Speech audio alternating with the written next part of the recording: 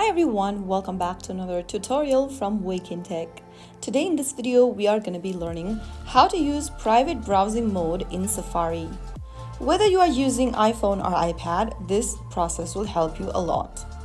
First of all, from your home screen, tap open the Safari browser.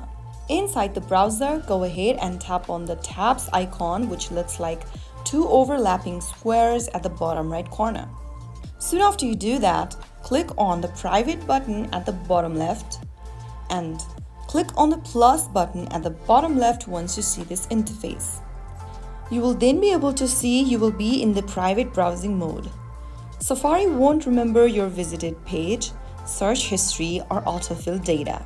If you want to exit the private mode, repeat the steps, tap on the two overlapping square icon at the bottom right, and then click on the two number or tabs button and then click on plus.